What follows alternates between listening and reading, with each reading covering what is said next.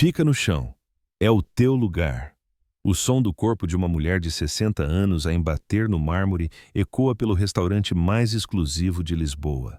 O vestido de estilista rasgado, a dignidade despedaçada, o lábio a sangrar.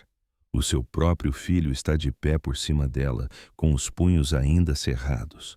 Fica no chão. Ele sibila alto o suficiente para todos ouvirem. É o teu lugar.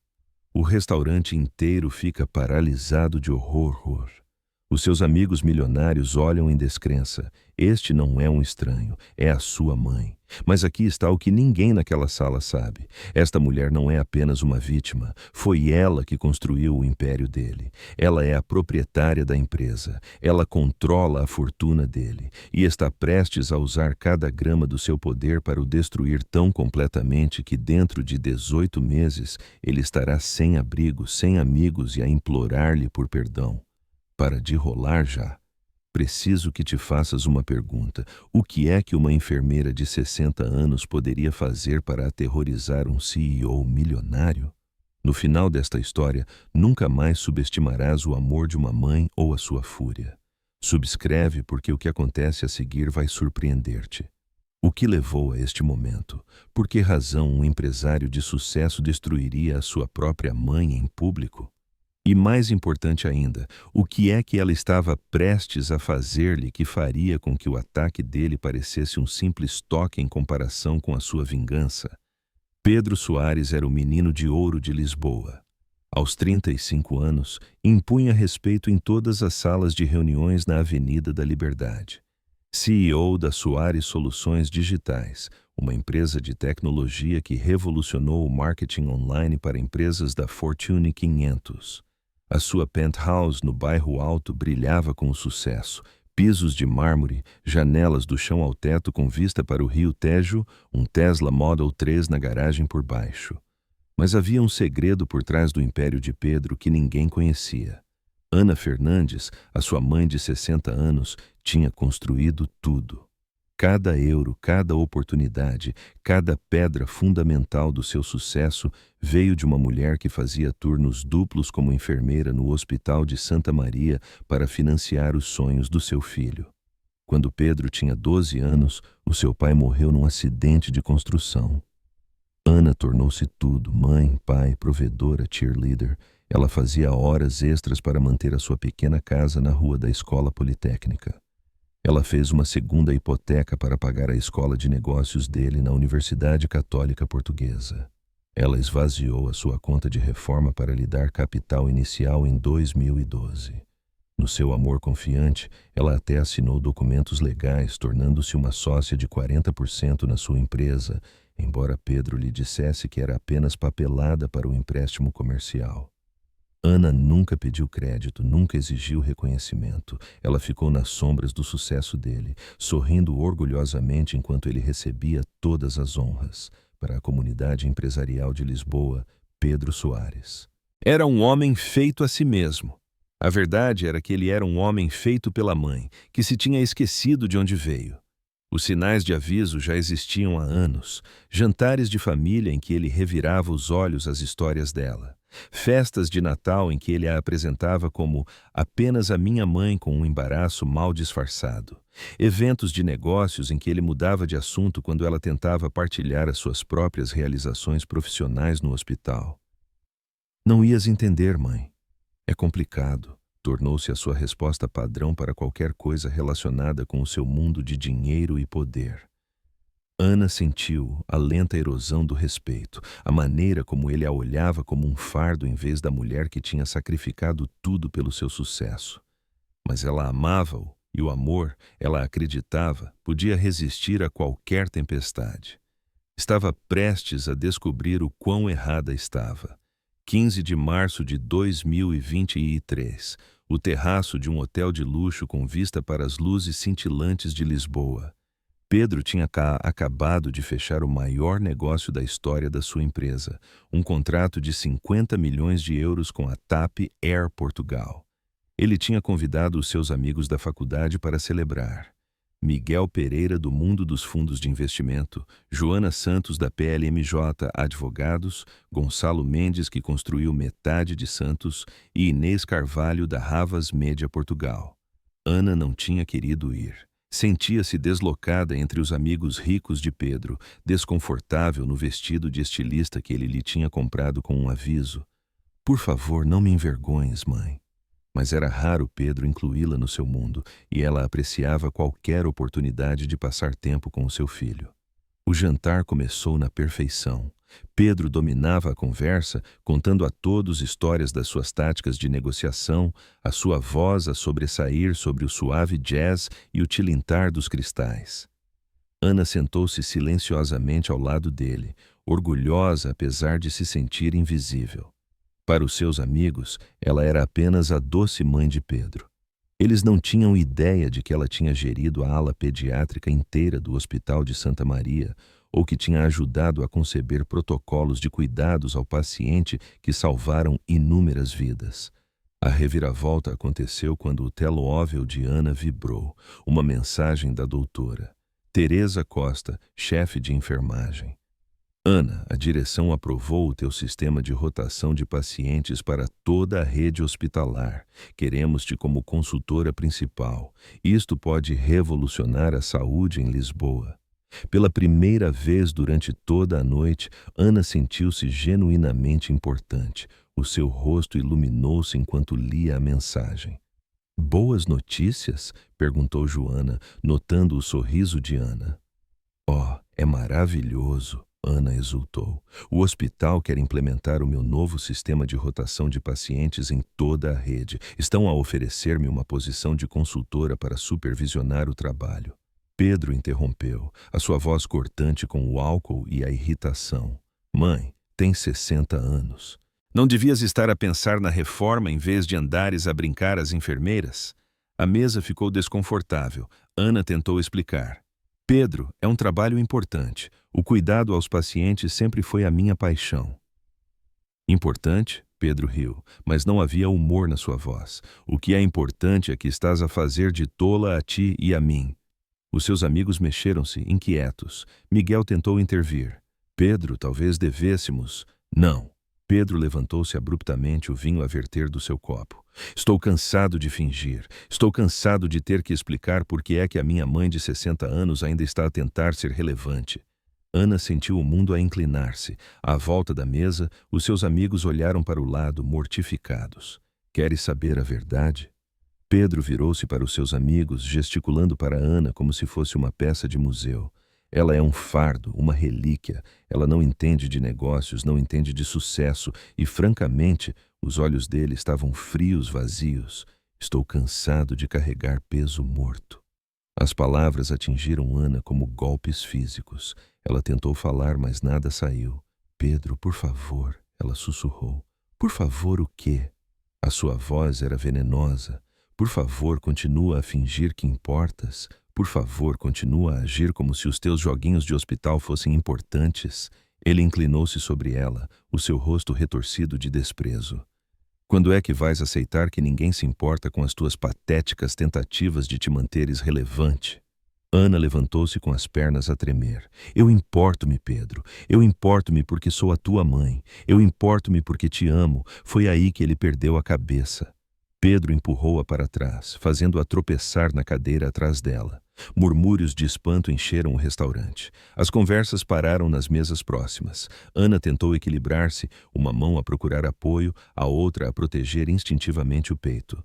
Mas Pedro não tinha terminado. Enquanto ela lutava para se estabilizar, enquanto os seus amigos assistiam em horror paralisado, enquanto o restaurante inteiro prendia a respiração, Pedro Soares levantou o pé e chutou a sua própria mãe. O som ecoou pela sala de jantar como um tiro de pistola. Ana caiu no chão de mármore, o seu vestido de estilista rasgado, a sua dignidade despedaçada juntamente com algo mais profundo, a ilusão de que o seu filho ainda era o rapaz que ela tinha criado. "Fica no chão." Pedro sibilou alto o suficiente para metade do restaurante ouvir. "É o teu lugar." O silêncio era ensurdecedor. Depois, o caos. Joana estava ajoelhada ao lado de Ana, Gonçalo estava a ligar para o 112, Inês estava a chorar e Miguel estava a olhar para Pedro como se nunca o tivesse visto antes. As sirenes uivavam à distância enquanto os paramédicos entravam pelas portas do restaurante. Mas enquanto eles levantavam o corpo trêmulo de Ana para uma maca, algo nos seus olhos tinha mudado. A mulher que tinha criado Pedro com infinita paciência e amor incondicional tinha desaparecido. No seu lugar estava alguém muito mais perigoso. Ana acordou no Hospital de Santa Maria, o mesmo lugar onde tinha dedicado 30 anos da sua vida a curar os outros. A ironia não lhe passou despercebida, enquanto rostos familiares, médicos e enfermeiras que tinham sido seus colegas a olhavam com pena e raiva. A doutora Teresa Costa sentou-se ao lado da sua cama. Ana, querida, a polícia quer saber se vais apresentar queixa. Ana olhou para o teto, o corpo dorido, mas o coração partido sem possibilidade de reparação. Ela pensou no rapazinho que lhe costumava trazer dentes de leão do Parque Eduardo VII, no adolescente que chorou nos seus braços quando o pai morreu, e no jovem que prometeu que ia sempre cuidar dela. Ele é meu filho, ela sussurrou. Mas à medida que as horas passavam naquele quarto estéril, outra coisa começou a crescer dentro de Ana Fernandes. Não apenas a mágoa, embora a mágoa fosse avassaladora. Não apenas a dor, embora se sentisse destroçada de maneiras que nunca imaginou. Raiva, raiva fria, focada, inteligente. Ana tinha passado 3 décadas a gerir um dos departamentos hospitalares mais movimentados de Lisboa. Ela tinha lidado com horários impossíveis, médicos difíceis, decisões de vida ou morte e pesadelos burocráticos que teriam quebrado pessoas menos resilientes. Ela tinha equilibrado orçamentos de milhões de euros, gerido centenas de funcionários e implementado sistemas que salvaram vidas em toda a rede hospitalar. Pedro pensava que ela era apenas uma enfermeira simples que não entendia o mundo real. Ele estava prestes a descobrir o quão catastroficamente errado estava. A revelação veio quando a doutora Teresa trouxe os pertences pessoais de Ana do seu cacifo de trabalho.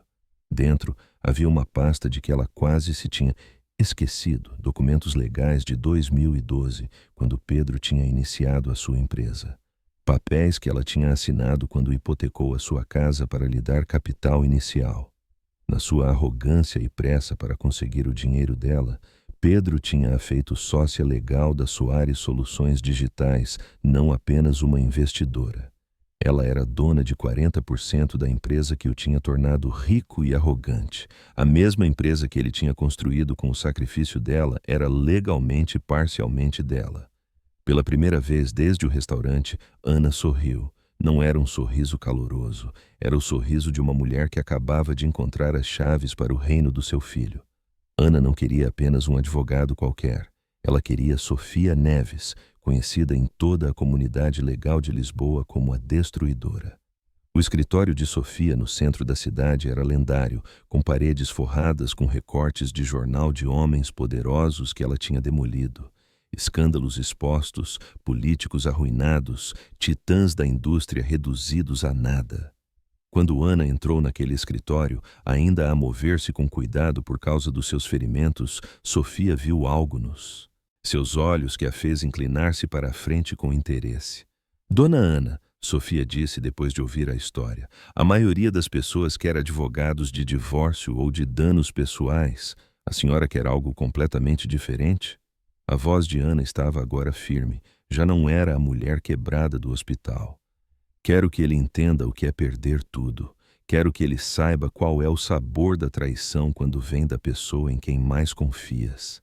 Sofia estudou a sua nova cliente. Casos de vingança são confusões caras e perigosas. Consomem tudo. A senhora tem a certeza absoluta de que quer seguir por este caminho? Ana olhou para a parede de recortes. Homens poderosos derrubados pela sua própria arrogância. Doutora Neves, o meu filho pensa que sou uma velha indefesa que não entende como o mundo realmente funciona. O seu sorriso era gélido. Vamos mostrar-lhe o quão errado ele está. O plano que elas elaboraram juntas foi cirúrgico na sua precisão. Fase 1.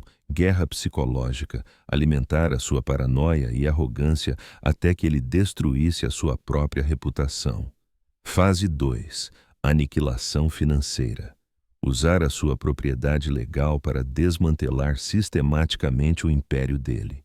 Fase 3. Obliteração social. Garantir que cada pessoa na comunidade empresarial de Lisboa soubesse exatamente quem Pedro Soares realmente era. Mas Ana insistiu em algo que surpreendeu até Sofia Neves. A fase 4 seria o perdão. Quando acabar, Ana disse calmamente, quando ele tiver perdido tudo e entender o que fez, eu ainda sou a mãe dele. E as mães perdoam. Sofia olhou para a sua cliente, sem saber se estava a testemunhar a maior força ou o mais perigoso dos delírios que já tinha encontrado. Começou com mensagens anônimas que apareceram no telemóvel de Pedro apenas dias após o incidente no restaurante. Enquanto ele tentava convencer-se de que tudo ia passar, o seu mundo começou a sair do seu eixo. O que fizeste a essa mulher foi imperdoável. Ela merecia um filho melhor. A tua mãe está sob a nossa proteção agora. Fica longe. Pedro apagou-as, assumindo que vinham de testemunhas no restaurante, mas elas continuavam a chegar, cada uma mais ameaçadora que a anterior. Ele contratou um detetive privado para rastrear os números, mas eles não levavam a lado nenhum. Ele instalou segurança extra no seu prédio, convencido de que os inimigos estavam a aproximar-se. O que ele não sabia era que cada mensagem vinha da própria Ana, enviada através de aplicações indetectáveis do seu leito de hospital. Cada texto foi cuidadosamente elaborado para alimentar a sua paranoia, para o fazer acreditar que a cidade inteira se estava a voltar contra ele. Depois vieram as flores, arranjos fúnebres entregues no seu escritório, lírios e rosas arranjados como para serviços memoriais. Os cartões diziam: lamentamos a perda do filho que costumava ser e em memória da humanidade de Pedro. A sua secretária chamava-se a atenção dele para as flores com crescente confusão. Ana tinha escolhido aquelas flores específicas porque sabia que lhe iam fazer lembrar o funeral do seu pai, a última vez que o tinha visto chorar com emoção genuína. Os seus amigos começaram a distanciar-se, Miguel cancelou os seus jogos de golfe semanais, Joana parou de atender as chamadas, Gonçalo e Inês evitavam-no em eventos de networking. Nenhum deles explicou porquê, mas Pedro podia ver nos seus olhos nojo, desilusão, o olhar de pessoas que tinham testemunhado algo imperdoável. O isolamento era exatamente o que Ana tinha previsto. Ela entendia o seu filho melhor do que ele se entendia a si próprio. Sem o seu círculo social, sem a admiração dos seus pares, Pedro começou a desmoronar-se. A gala anual da Associação de Empresários de Lisboa no Palácio da Ajuda tornou-se a execução pública de Pedro. Ele chegou sozinho a tentar projetar confiança, mas algo parecia diferente. As conversas paravam quando ele se aproximava. Ex-aliados encontravam desculpas para se afastarem. Depois, ela apareceu, uma mulher deslumbrante num vestido vermelho, a caminhar diretamente na direção dele através do salão cheio. Pedro! Ela chamou alto o suficiente para metade da sala ouvir. Querido, não te via desde aquele fim de semana no Dubai. O rosto de Pedro perdeu a cor. Acho que me estás a confundir com outra pessoa. Oh, não sejas modesto. Ela atirou-se para os braços dele, falando alto o suficiente para todos os que estavam perto ouvirem. Sei que as coisas em casa não estão a correr bem. A tua mãe está no hospital, não está? Depois do que lhe fizeste... A mulher afastou-se com uma preocupação teatral, a sua voz a ecoar pela multidão silenciosa. Só espero que estejas a receber ajuda para esses teus problemas de raiva. Ela desapareceu na multidão, deixando Pedro de pé sozinho enquanto todos os olhos na sala o queimavam. O que ele não sabia era que a atriz tinha sido contratada por Sofia Neves por 2.000 euros e uma única noite de performance. Os rumores espalharam-se como fogo pela interligada comunidade empresarial de Lisboa. Pedro Soares espanca a sua mãe idosa. Pedro Soares está a ter casos. Pedro Soares é mentalmente instável. Pedro Soares não é de confiança. Na manhã seguinte, a seção de negócios do Jornal de Notícias publicou um perfil devastador. Do sucesso ao escândalo, a ascensão e queda da Soares Soluções Digitais. O artigo incluía citações de ex-funcionários que detalhavam a liderança tóxica de Pedro, especialistas financeiros que questionavam as suas práticas de negócios e uma secção lateral comovente sobre Ana Fernandes, a enfermeira que tinha sacrificado tudo por um filho que a recompensou com violência. Os investidores começaram a sair dos negócios. Os contactos de negócios bloquearam as suas chamadas. O contrato com a TAP Air Portugal estava sob revisão. O mundo cuidadosamente construído de Pedro estava a desmoronar à vista de todos, e ele não tinha ideia de que a sua própria mãe era a arquiteta da sua destruição. A reunião do Conselho de Administração estava agendada para uma quinta-feira de manhã em outubro. Pedro entrou na sala de conferências da Soares Soluções Digitais à espera de uma rotina de controlo de danos. Em vez disso, encontrou Ana sentada à cabeceira da mesa, ladeada por Sofia Neves e 3 investidores externos. Mãe, a sua voz quebrou com confusão. O que estás aqui a fazer? Ana olhou para ele com olhos que não tinham calor, nem um traço da mulher que uma vez tinha beijado os seus joelhos esfolados e lhe tinha feito canja de galinha quando ele estava doente. Estou aqui como sócia fundadora e investidora principal desta empresa, ela disse calmamente. Estou aqui para convocar um voto de não confiança no atual CEO. A prova era esmagadora. Registros financeiros que mostravam o uso indevido de fundos da empresa por parte de Pedro para despesas pessoais, o sinal da Penthouse, o Tesla, jantares caros que eram entretenimento pessoal em vez de reuniões de negócios, testemunhos de clientes que revelavam as suas práticas desonestas, declarações de funcionários que detalhavam o seu estilo de gestão abusivo e as imagens de segurança do restaurante, provas claras de que ele tinha atacado a sua própria mãe. Mas a arma nuclear era a documentação legal que provava a propriedade de 40% de Ana na empresa. Na sua arrogância, Pedro nunca se tinha dado ao trabalho de ler o que a tinha feito assinar 11 anos antes. Um por um, os membros do conselho reviram os documentos. Os seus rostos tornaram-se sombrios à medida que a extensão dos fracassos de Pedro se tornava clara. Não se tratava apenas da violência contra a sua mãe, embora só isso já fosse motivo para a sua destituição. Tratava-se de um padrão de comportamento que ameaçava a existência da empresa. A votação foi unânime. Pedro Soares estava fora. A segurança acompanhou-o para fora do edifício enquanto os seus ex-funcionários olhavam pelas janelas. Os seus cartões de acesso foram desativados. Os seus cartões de crédito da empresa foram cancelados. A penthouse alugada através de fundos corporativos já não era sua. Ao final da tarde, Pedro Soares, que tinha acordado naquela manhã como um executivo de sucesso, estava sem abrigo, desempregado e completamente sozinho. 6 meses depois de perder tudo, Pedro Soares estava irreconhecível. O executivo confiante tinha sido substituído por um homem quebrado a viver num apartamento-estúdio em Algés, a trabalhar a tempo parcial numa FENAC em Sintra. Ele conduzia 1 hora para cada lado num Renault Clio usado, a vender eletrônica a clientes que por vezes o reconheciam das notícias. Ei, tu não és aquele gajo que espancou a mãe? Eles perguntavam. Dinheiro ou cartão? Ele respondia calmamente. A solidão era esmagadora. Os seus amigos da faculdade tinham-no cortado completamente. Os parceiros de negócios tratavam-no como um pária. Namorar era impossível. Cada mulher que pesquisava o seu nome no Google encontrava artigos sobre o que ele tinha feito. A pior parte era o silêncio de Ana. Ela nunca ligou, nunca enviou mensagens, nunca reconheceu a sua existência. Era como se ele tivesse deixado de existir para ela, assim como ele a tinha feito sentir invisível durante anos. O ponto de ruptura chegou numa noite chuvosa de março, exatamente 1 ano após o incidente no restaurante. Pedro estava a caminhar para a casa do trabalho quando a viu a sair do hospital de Santa Maria, provavelmente a acabar um turno de consultoria. Ela parecia mais saudável do que em anos, confiante, bem-sucedida. Por um momento, os seus olhos encontraram-se do outro lado da rua.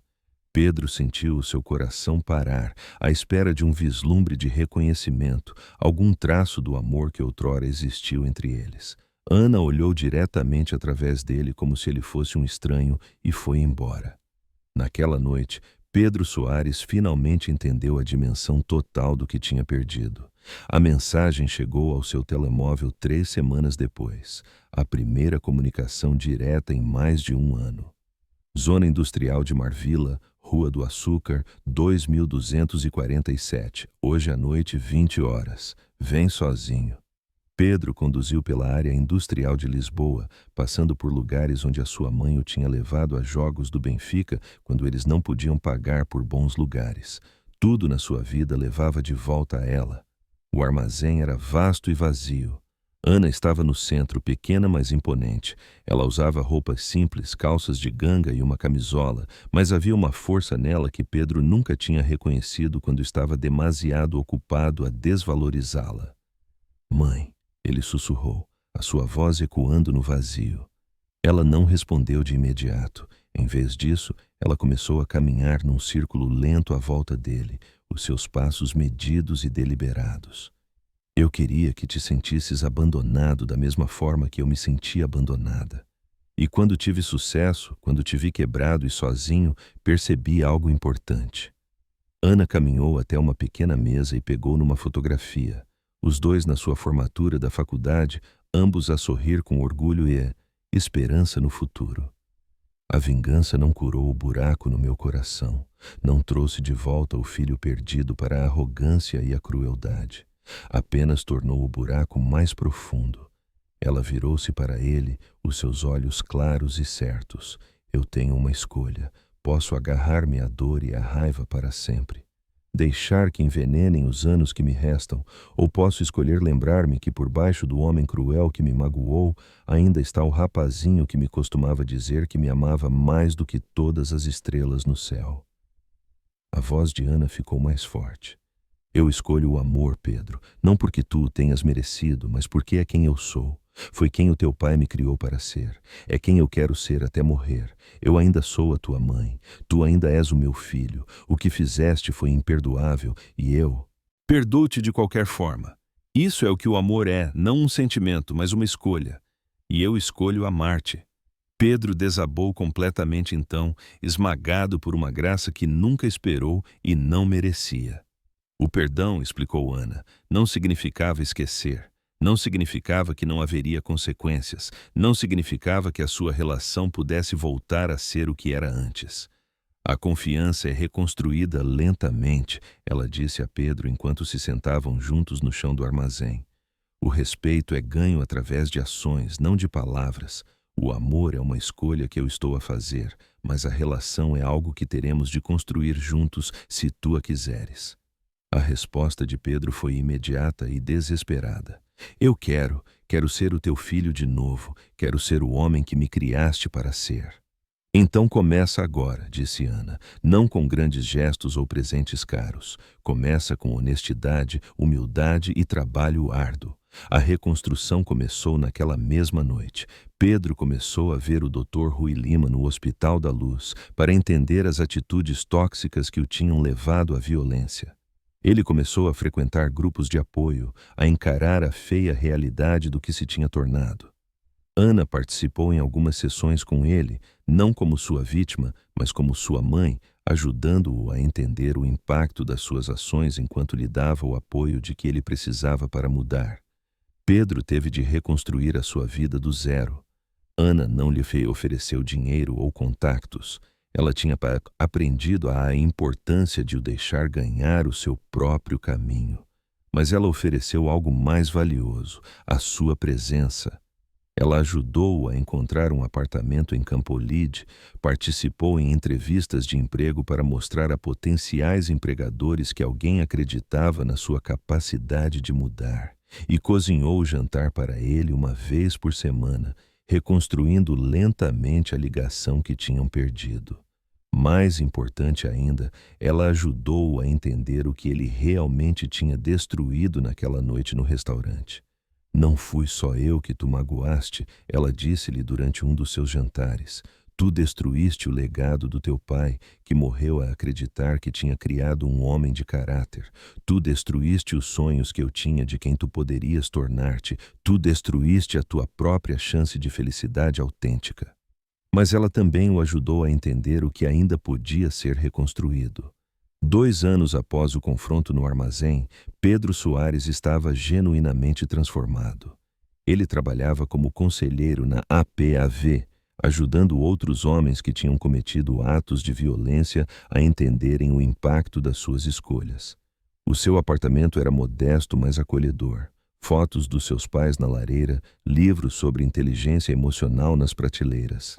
Ele conduzia o mesmo Renault Clio usado, não porque não pudesse pagar um melhor, mas porque tinha aprendido a valorizar a substância em detrimento dos símbolos.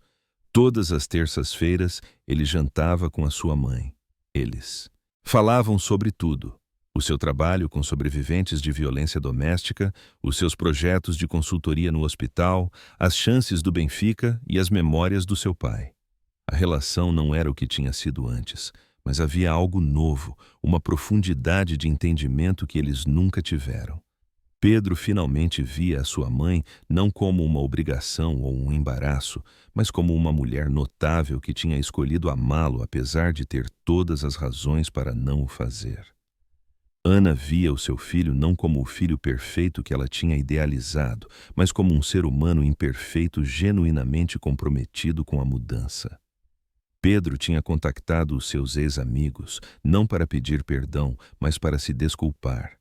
Alguns, como Joana, acabaram por concordar em encontrá-lo.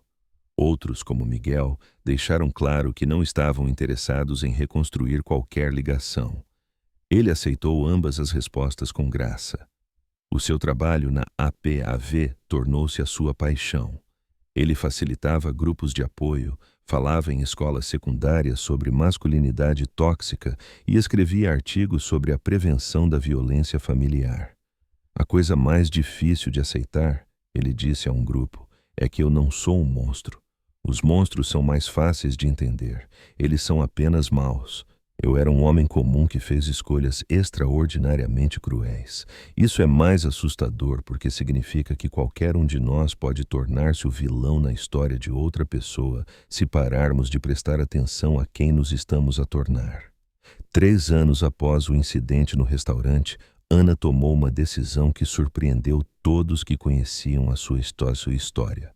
Ela concordou em aparecer com Pedro no Prós e Contras, o programa de assuntos públicos de Lisboa, para discutir violência doméstica, perdão e redenção. A entrevista foi vista por mais de 200.000 pessoas em Lisboa. O apresentador não se conteve, exibindo imagens de segurança do restaurante e fazendo perguntas difíceis sobre se o perdão permitia futuros abusos. A resposta de Ana tornou-se o momento mais citado. O perdão não é sobre fingir que o mal não aconteceu. É sobre recusar que esse mal defina o resto da tua vida. O meu filho cometeu um ato imperdoável e eu escolhi perdoá-lo de qualquer forma. Não porque ele o merecesse, mas porque eu merecia estar livre do ódio que estava a envenenar o meu próprio coração. A parte de Pedro foi igualmente poderosa. Eu destruí a relação mais importante da minha vida porque pensava que a força significava nunca mostrar fraqueza. Aprendi que a verdadeira força é admitir quando estás errado, fazer o trabalho para mudar e aceitar que alguns danos não podem ser completamente desfeitos. A minha mãe perdoou-me, mas eu vou passar o resto da minha vida a merecer esse perdão. A resposta foi esmagadora. Centenas de pessoas contactaram para partilhar as suas próprias histórias de violência familiar, perdão e redenção. Outras famílias encontraram esperança. Na sua história, filhos e filhas que danificaram relações com os pais, e pais que tinham desistido de filhos que pareciam irremediáveis. 5 anos após aquela noite terrível no terraço do hotel, Ana Fernandes celebrou o seu 65º aniversário num pequeno restaurante em Lisboa. Pedro fez um discurso que trouxe lágrimas aos olhos de todos. Há 5 anos, eu era um homem de sucesso que tinha perdido a sua alma. Tinha dinheiro, respeito e poder, mas tinha deitado fora a única coisa que realmente importava, O amor da mulher que me deu a vida 2 vezes, uma quando me trouxe a este mundo e outra quando ela escolheu perdoar-me por tentar destruir-nos a ambos. Ele olhou para Runi, a sua mãe, com genuína gratidão. Mãe, tu ensinaste-me que a força não é sobre nunca cair, é sobre levantarmos-nos. Tu ensinaste-me que o amor não é apenas um sentimento, é uma escolha que fazes todos os dias, mesmo quando é difícil, especialmente quando é difícil. A resposta de Ana foi simples, mas profunda. O meu filho aprendeu algo que me levou 60 anos a entender. A coisa mais poderosa que podemos fazer não é destruir os nossos inimigos, é amá-los até que eles deixem de ser inimigos e voltem a ser família. A noite terminou com algo impensável 5 anos antes. Mãe e filho a dançar ao som de Detalhes de Roberto Carlos, a mesma canção que tinha tocado no casamento de Ana 38 anos antes. Enquanto dançavam, Ana sussurrou ao ouvido de Pedro: "Tenho orgulho em quem te tornaste." E pela primeira vez em 5 anos, Pedro sentiu que podia realmente merecer ser seu filho de novo. Hoje, Pedro Soares tem 40 anos. Ele nunca se casou novamente, dedicando-se ao seu trabalho e à sua relação com a sua mãe. Ele tornou-se um dos mais respeitados defensores da prevenção da violência doméstica de Lisboa. Ana Fernandes tem 68 anos e faz parte de conselhos de administração de saúde por toda a cidade. O seu livro sobre o perdão, A Força de Escolher o Amor, ajudou milhares de pessoas a navegarem nas suas próprias jornadas através da traição e da cura. A sua relação não é perfeita. Ainda há momentos em que o passado se intromete, mas eles aprenderam que o amor não é sobre perfeição, é sobre persistência. As perguntas que a sua história levanta são complexas. O perdão de Ana foi uma força profunda ou uma perigosa permissividade? Alguém que comete um ato imperdoável pode ser verdadeiramente redimido? A vingança é alguma vez justificada, mesmo quando leva ao perdão final? Estas perguntas não têm respostas fáceis, mas a história de Ana e Pedro sugere que as transformações mais poderosas acontecem não quando destruímos os nossos inimigos, mas quando os amamos de volta à vida. Ana Fernandes aprendeu que a vingança pode satisfazer o desejo por justiça, mas apenas o perdão pode curar a ferida. A sua força não estava na sua capacidade de destruir a vida de Pedro, estava na sua escolha de a reconstruir ao lado dele. Pedro Soares aprendeu que o verdadeiro poder não é sobre o domínio, é sobre o serviço. A transformação de destruidor para curador exigiu que ele encarasse as partes mais sombrias de si mesmo que ele tinha passado anos a negar. A sua história lembra-nos que as famílias podem sobreviver mesmo às traições mais devastadoras, não ao fingir que o dano não aconteceu, mas através do trabalho lento e deliberado de reconstruir a confiança, uma escolha de cada vez. Mais importante ainda, a sua jornada prova que o perdão não é fraqueza disfarçada de força. É uma força tão pura que pode transformar inimigos em família, ódio em amor e desespero em esperança. Diz-nos nos comentários: já tiveste que escolher entre vingança e perdão? O que terias feito na situação de Ana? Quando alguém te magoou profundamente, o que te ajudou a curar? A história de Ana e Pedro Soares desafia-nos a considerar como equilibramos a justiça com a misericórdia, quando o perdão se torna possível sem esquecer o mal, e como é amar alguém enquanto ainda o responsabilizas. A verdade é que a história deles não acabou. Todos os dias eles acordam e escolhem novamente, escolhem trabalhar na sua relação, escolhem a honestidade sobre as dificuldades, escolhem acreditar na capacidade um do outro para crescer. O que torna a sua história tão poderosa não é o facto de ser única, é o facto de ser universal. Todos nós temos a capacidade para a crueldade e para o amor.